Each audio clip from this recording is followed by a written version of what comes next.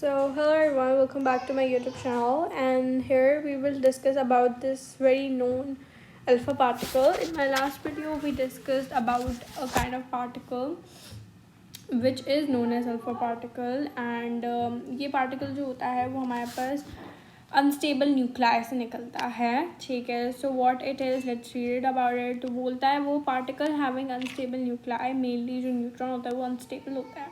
अब जो हमारे पास एटम है, it can not handle a lot of mass. उसको मास इतना नहीं चाहिए होता है, क्योंकि जब मास बढ़ जाता है तो वो खुद को स्टेबल नहीं कर पाता है.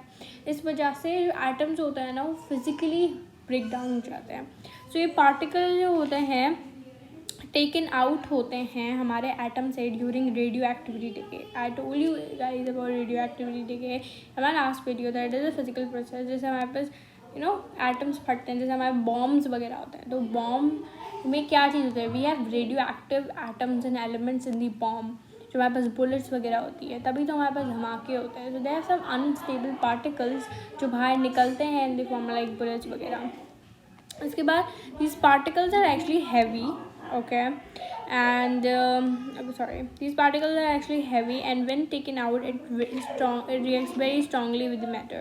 जब भी हम इन particles को for instance जैसे बॉम्ब फटता है तो it do react a lot with the matter. धमाका हो जाता है, right? So they react very strongly with the matter and has +2 का charge. अब in that case क्या हो रहा था, अब एक बंदा था, it was like early 1990s. तो अर्ली 90s में एक बंदा था नोन एज रदरफोर्ड. उसको इस अल्फ़ा पार्टिकल के बारे में पता था, and he had a gas. उसने सोचा, उसके पास एक ख्याल था उसके दिमाग में कि I have written something here. ठीक है, I have written he knew about this particle and decided to do an experiment. उसको इस पार्टिकल के बारे में पता था, पर उसके दिमाग में एक चीज़ चल रही थी कि इज़ मैटर एम्प्टी. ठीक है, अगर मैटर एम्प्टी है, मैं उसको पता था मैटर क्या चीज़ थी तब. ठीक है, उसको पता था. तो ही वॉज लाइक कि he wanted to know if matter is empty और नॉट. ठीक है. उसने क्या किया, उसने पहले लिया, उसने ना एक वॉल ले ली. ठीक है, उसने वॉल लेके उसने बोला कि अब मैं एक वॉल को बॉल मारूंगा. ठीक है, अगर वो बॉल उससे गुजर गई तो मतलब कि मैटर एम्प्टी है, अगर नहीं गुजरी तो मैटर एम्प्टी नहीं है. तो उसने ये किया. ऑब्वियसली वी ऑल्सो नो कि मैटर जो है वो एम्प्टी नहीं होता है. ठीक है, फिर उसने क्या किया, फिर डिसाइडेड कि अच्छा मैं गोल्ड फॉइल लेता हूँ. What is gold foil? जो हमारे पास गोल्ड होता है ना, उसको एक फॉइल के अंदर कन्वर्ट कर देना, मतलब गोल्ड की जो फॉइल्स आपने देखी होंगी प्रॉब्ली. तो उसने वो लिया और ये जो अल्फ़ा पार्टिकल था उसके थ्रू पास करवाया. उसने ये काम किया. ठीक है, तो जब उसने किया, अब आपको ये बाउंड्री दिख रही होगी, ये बाउंड्री इसलिए बनाई गई है क्योंकि अगर कोई पार्टिकल इसके साथ इससे वो हो जाता है, क्रॉस कर जाता है, तो हमें पता चल जाएगा कि ये पार्टिकल यहाँ पे इससे हमारे पास डिटेक्ट हो जाएगा कि पार्टिकल पास हो गया. Right, so let's begin with this experiment.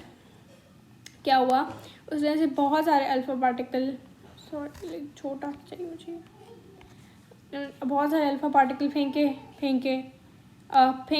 फेंके. मोस्टली सारे जो थे वो चले गए, पर एक था वो रिपेल हो गया. जैसे कि अगर मैं वो फिर से करूँ, लेट्स डू दिस. ठीक है,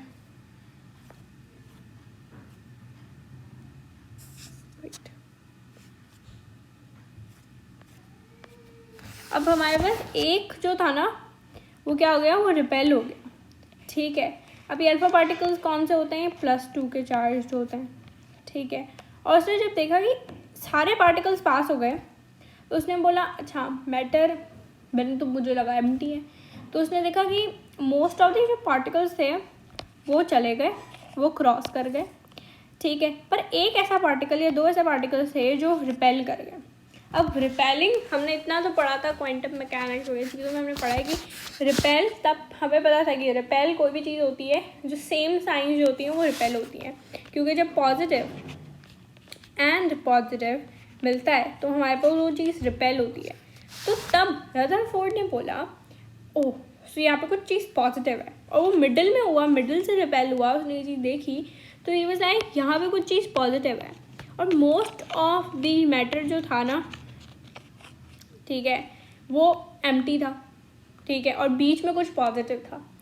बीच में कुछ पॉजिटिव था पर वो छोटा सा था, बिकॉज सिर्फ एक ही बुलेट जो हमारे पास अल्फा पार्टिकल था वो रिपेल हुआ, तो वो छोटा सा है और वो डेंस भी है। बिकॉज कोई भी अल्फा पार्टिकल, क्योंकि अल्फा पार्टिकल बहुत वेरी हाई अमाउंट में जैसे मैंने बताया था कि ये रिएक्ट करते हैं हमारे मैटर के साथ, तो उसी फोर्स में जब वो रिपेल हुआ तो बहुत ज़्यादा तेज फोर्स में वो वापस आया।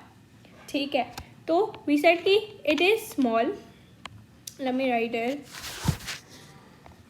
द पार्टिकल और द पॉजिटिव देयर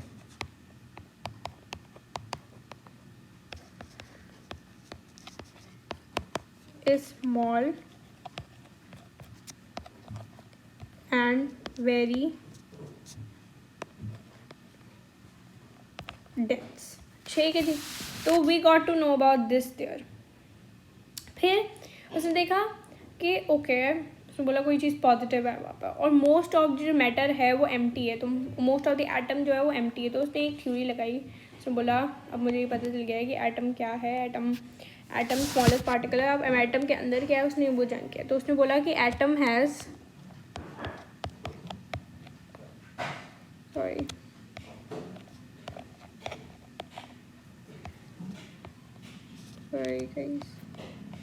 ठीक है, atom has that positive something, I got this was so big, something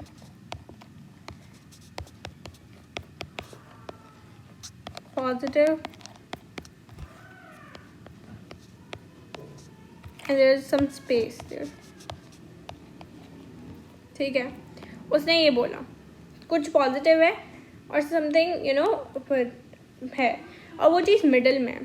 ठीक है, उसने बोला मिडिल में है। तो उसने क्या किया, उसने इस चीज़ को जो ये थी, ठीक है, उसने इसको नाम दे दिया एस न्यूक्लियस। अब उसने न्यूक्लियस कैसे दिया, क्योंकि तभी हमारे पास जो था ना 1818 में जो हमारे पास रॉबर्ट हुक ने it just told about the animal cell और प्लांट सेल उसने वगैरह किया था, इट एक्सप्लोर डिस्कवर किया था उसने। एंड फिर वहाँ पे उसने जो मिडिल जो सेंटर जो पावर हाउस है उसे न्यूक्लियस का नाम दिया, तो उसने वो कॉपी करके उसे न्यूक्लियस दे दिया। ठीक है, उसने न्यूक्लियस रख दिया, तो हमें पता चल गया एटम के पास न्यूक्लियस है जिसके अंदर कुछ पॉजिटिव है। फिर उसने बोला अगर कोई चीज़ पॉजिटिव है तो पॉजिटिव वहाँ पे बहुत कुछ है। अब प्रोटॉन आज हमें पता है after a lot of theory, and we are like so grateful to these very great people that they told us about this theory, and उसी वजह हम बहुत शुक्रगुजार हैं उनके। ठीक है जी, तो फिर आज हमें पता है कि वहाँ पे प्रोटॉन है, न्यूट्रॉन है, इलेक्ट्रॉन है। अब हमारे ख्याल में ये बात आती है कि कोई चीज़ प्रोटॉन है, इतने सारे प्रोटॉन्स हैं, ठीक है, तो रिपेल क्यों नहीं हुए। पॉजिटिव वहाँ पे है क्योंकि पॉजिटिव वहाँ पे बहुत ज़्यादा तेज़ है, तो वो चीज़ रिपेल क्यों नहीं हुई। देवर लाइक कि या तो force strong force of attraction है, या वहाँ पे कुछ डिफरेंट साइन है, ठीक है, जो उस चीज़ को अट्रैक्ट कर रही है, या वहाँ पे कोई चीज़ न्यूट्रल है। ठीक है, तो दे फाउंड अबाउट कि फिर उन्होंने न्यूट्रॉन लिया, एंड फिर onward it took 30 years actually में, it actually took 30 year after 1919 के बाद भी 30 ईयर्स इट टुक 30 ईयर्स, ठीक है, for them to discover, right? So it's a long journey that we have not been part of but will be, ठीक है, so we are so grateful there। and फिर अब कभी कभी ना there was a person, I don't remember the name, but he was asked that कि दुनिया को आपको बताना है कि अगर जैसे कि दुनिया is going to explode, अब दुनिया ख़त्म होने वाली है, तो ही आस्क्ड, इंटरव्यू में से पूछा गया था कि what is the one thing that you want to tell to the people, and क्योंकि ऑब्वियसली हर दुनिया के बाद नई दुनिया आती है, तो ही टोल्ड कि everything is made up of atoms, और एटम के सब एटॉमिक पार्टिकल्स के बारे में उनको पता चाहिए, because it actually took a lot of brain out and things that people had to work on. ठीक है जी, so we done with this experiment, it took a lot of things and और potential, we so grateful for this too. ठीक है जी, तो we done with this experiment. We know now कि atom के पास न्यूक्लियस है, 30 साल लग गए। उसके बाद हम उस स्पेस की बात करें, आज हमें पता है कि उस स्पेस के अंदर we have something very great. तो अब हमें पता है उसके अंदर क्या चीज़ है, इलेक्ट्रॉन्स पड़े हुए हैं। अब आप बोलते हो कि इलेक्ट्रॉन्स ऐसे शेल्स ऐसे ऐसे ऑर्बिट्स में होते हैं। Electrons are never in the orbit. जैसे हमारे पास एक सोलर सिस्टम होता है, हमारे जो हमारे सोलर सिस्टम में अगर मैं बात करूँ, हमारा सन है, आप बोलो कि हमारे अर्थ वगैरह इसको ऑर्बिट कर रहे हैं, ऑर्बिट्स में गोइंग एंड डूइंग थिंग, ठीक है, वो ऑर्बिट कर रहे हैं नहीं, ठीक है। अगर एक यहाँ पे हमारा अर्थ ऑर्बिट कर रहा है, एक और अर्थ आ गया तो वो दोनों कोलैप्स हो जाएंगे, है ना। पर नहीं, इलेक्ट्रॉन्स जो होते हैं ना, they do not have orbits, वो ऑर्बिट्स में नहीं करते, they don't have boundaries. Electrons के अंदर बाउंड्रीज नहीं है, ठीक है। अब आप पूछोगे कि हमने ऐसा क्यों किया, हमने ऐसे ऐसे क्यों बना दिए। हमने इसलिए बना दिए, पहले क्या होता था, nucleus, one shell, second shell, third shell, fourth shell, तो ज़्यादा अंडरस्टैंडिंग के लिए हमने उसको सादा ऐसे कर दिया, ठीक है, ऐसे कर दिया हमने, ठीक है। So electrons do not have boundaries, there some shells, इनके the shells are what are shells, shells are the energy levels, ठीक है। एनर्जी लेवल्स की जो सबसे जो इलेक्ट्रॉन्स जो होते हैं ना, वो उन शेल्स के अंदर अकॉर्डिंग टू देयर एनर्जी होते हैं, ये लेवल्स ऑफ एनर्जी, ठीक है जी। एंड द हाई, जो सबसे बड़ा शेल होगा उसके पास सबसे ज़्यादा एनर्जी होगी। Okay, so will be discussing about this electrons more in my next videos, because we have a lot of lectures to go on. Electrons और भी क्या करते हैं, there are a lot of things that we will, अगर chemistry के अंदर कोई भी केमिकल रिएक्शन होता है वो इलेक्ट्रॉन्स की वजह से ही होता है, राइट। तो केमिकल प्रॉपर्टीज़ भी इलेक्ट्रॉन्स ही बताते हैं हमें, और पर्टिकुलरली कौन से बताते हैं, will discuss.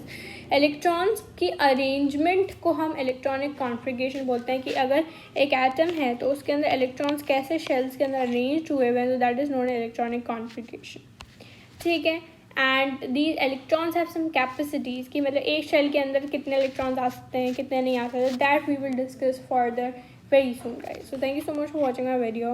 I hope you guys like had an idea about this, and if you guys have questions, you guys can let me know in the comment sections. Thank you.